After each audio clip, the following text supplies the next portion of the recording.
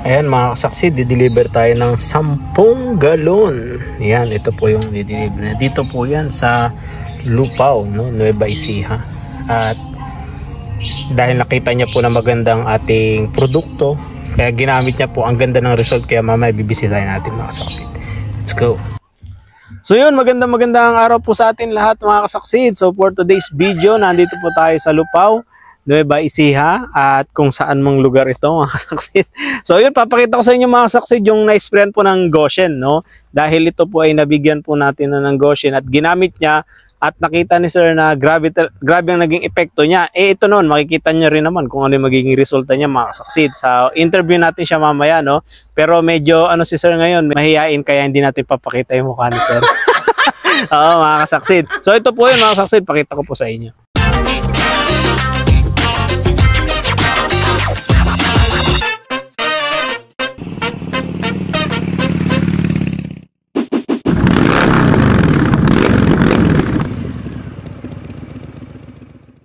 So ito sir, itong palay na to sir, anong variety po yun nito? 402 yan, 402 na itanim yan nung June yata, June 14. Itong June 10, parang mga ilang days na siya sir, mula nung mga 16. Nung nailipat tanim mga 60 days. Lipat tanim. Mula nung nailipat. 1 month. Mula na ilipat. Mula nung nailipat tanim. June 14 na itanim. June 14 na itanim. Nailipat tanim. Parang mga ilang days na siya ngayon kung June 14. July, August. 60, 70. 74 days, mga ganun, no? Ayan, mga kasaksi, do. Nagpapakwan na lang yan. Oo. Kumbaga yung mga ano niya, sir, no? Tinatawag natin na yung may huli pa, iahabol pa niya, no? Oh. Kasi may iba hindi pa na ano, yun. Parang nahuli sila, no? Ito. Nasa lilim kasi. Sa lilim kasi, Sa lilim. Pero yung nandito sa taas, ay sa labas pala, ang ganda ng ano nyo. Mga kasaksi, do. Wala kayo makikita ditong ano, ha. Ayan, itong matindi, sir, may bunga na, pero green pa rin yung Ayan, no. At sige, tingnan natin yung bandang ano nyo. Batok. Yun, may laman-laman ng batok niya, mga kasaksi, do. Ayan, may batok. Tsaka ano siya, matangkad, no. Ano to sir? 402, no? 402. RC, 402. Inbreed to mga kasaksid. Ayan, no? Hanggang dun. Ilang hektarya to sir? 1 hektarya? Ay, 1 hektarya. Sa 1 hektarya sir, ilan yung nagamit nyo na abono sir?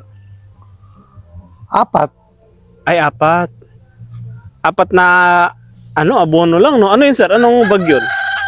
4 na bag, dalawang urea, 1620 lang ginamit ko dyan. Ay, 2 urea, Kasi yung sa epekto yung binili ko sa yung gamot, pagkukunan ko pa ng triple, mag-urea pa ako nung sa second application. Tatas, tinatakot ako, bumadaanan ng bagyo, dumapa, tignan mo ngayon, humangin na ng konti. Kaya nga ito. Kaya nagkuhan ako, 1620 lang ang pinandoble ko. 1620. Tsaka nagbawas ako nung yung gamot. Ay, nagbawas ka. Ilan sir yung na-apply nyo sir na ano? Di ba 30? Di ba 30 ml? 300 ml sir? 300 ml. Ginawa ko lang 200 kasi ang bilis ko na eh. Ang bilis umakyat? Oo, nung 10 days nag-spray ako. 15 days nag-abono ako. Kita mo na talaga yung epekto kaya tinawagan kita noon na kuhan. Ang maganda epekto.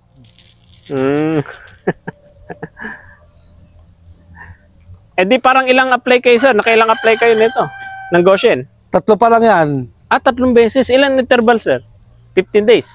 Hindi. Basta 10 tapos bali lumalabas 15 days. 15 days ang interval. Ayun mga kasaksi. Grabe, 4 na sir. Pag ng abono lang ginamit yun, sa mga pa nakaka-8. Oo. ito nga yung sa pamangkin ko. Andun yung sa pamangkin nyo sir, doon banda. Kung ang era yan, 0.6. So, lagpas kalating ang abono niyan siyam. Ito. Ayan mga kasaksi, siyam ang abono niyan. Ito. Samantala sa atin, sa akin grabe. Hindi nga sila maniwala. Ayaw nilang maniwala na 4 lang yung kayo. Ay, ano magagawa ko kung ayaw yung maniwala? Oo nga. Di tanungin niyo yung mga batang pinagsabog ko ng abono. Oo. Tapos, ilan sir ang pinakalas nyo dito? Kailan na yung pinakalas nyo na spray? Kailan ba? Nung katapusan. Ay, 15. 15. Ay, ngayon hindi nyo na-sprayan. Titingnan ko yan, baka tirahin ko para Nang isa. bintog yung butil niya. Pang 72 days, pwede yun eh. Kung ano lang kinukuha ko dyan, hindi na ako gumigitna. Sa gilid na lang, pinapaikutan ko na lang. Ay, ganun. Ay, kayang maabot ng power spray yan, sir, ganun? Ay, sprayer ko, kuhan lang eh. Kung power sprayer, aabutin. Ay, sa gilid nyo binabanatan? Kasi baka yung daanan ng mag-spray, yung pang, ano, tingnan mo, hangin lang konti. Oo, sa bagay. Pag dinaano, baka gumanyan. Ayun, mga kasaksid. Hanggang doon sa dulo. Wasang hektarya. Ayan. Tignan nyo, wala kayong makikita ano dyan ha. Naninilaw. Walang kulisap yan. Walang kulisap. ano yung mga kalaban nyo dati dito, sir? Dati? Mga kulisap, ganyan? No. Yung tawagay, dangaw-dangaw na sinasabi. Ibon, ganyan, sir? Yung ibon. Pero, yan, kalaban yung ibon din dati. Wala pa naman ako nakikita na mga ibon. Oo nga, wala nga eh. Siguro baka na mamahinga, sir. Mga kasaksid. Kaya kay sir, napatunayan nyo, kayo mismo nakakita nitong palay. RC402 to, mga kasaksid. Tumutumba siya pag dahil sa sir, no? Sa taas, pangkad. Kaya ako nagbawas ng kuhan ng dosage. Oo. Di ba pag ganito, sir, dapat naninilaw na yung dahon kasi may mga bunga na eh. Di ba? Dapat eh. Pero green pa rin yung dahon niya. Ang ganda Ito. Dati, sir, ilan yung inaano nyo dito, sir? Kung lang ako rito noon, 70, ganyan. Pero minsan, umani ako maganda noon, yung mga gandang bingi ko noon, yung Diamond X noon. Naka-100 ako rito. Pero ito kaya sa tingin nyo, sir, itong crop? Panalo ako dyan. Panalo, sir, no? Kaya makikita natin. May update tayo ni sir kung ilan yung harvestin niya sa 1 hektarya.